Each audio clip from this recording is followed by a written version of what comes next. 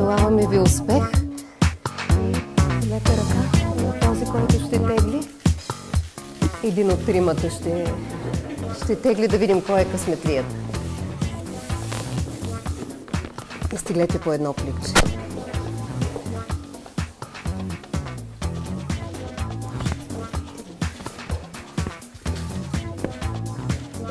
Да, ето, късметлията.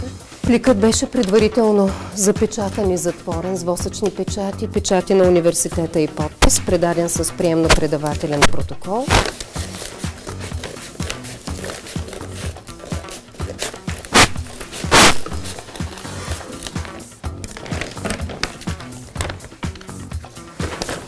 Той съдържа 4 други плика, които също са предадени по същия начин.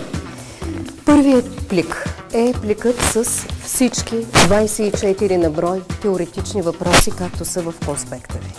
Запечатан и подписан.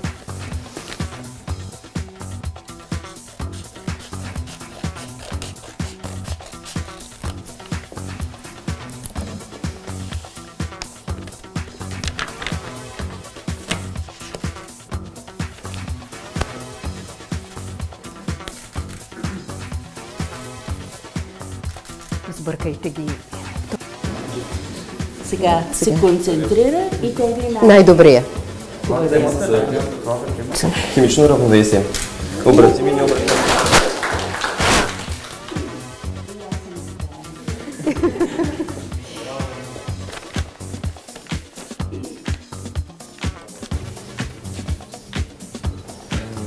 Значи 90. Супер.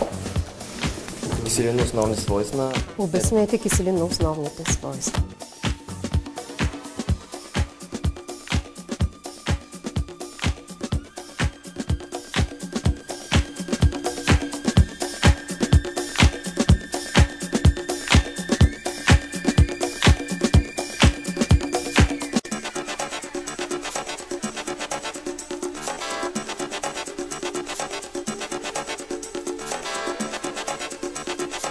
Казвам се Нора Димитрова и темата по химия не ме изненада. Зарадвах се, че се падна тя, защото бях учила за нея. И мисля да кандидатствам в Варненския медицински университет. И се надявам да вляза с специалност хуманна медицина. Аз съм Бошил от Варна, явих се на кандидатския изпит. Темата ми хареса, бях я учил горе-долу, не перфектно, все пак. Написах каквото знам. Прогноза не мога да дам какво съм направил. Здравейте, аз съм Цвета Недялкова, уча в 4-та изпълна гимназия. Реших да кандидатствам в Медицински университет Варна. Малко подбуда на майка ми и баща ми, но се заинтригувах от специалностите. Изпитът беше доста лесен, мога да кажа. Темата беше много хубава.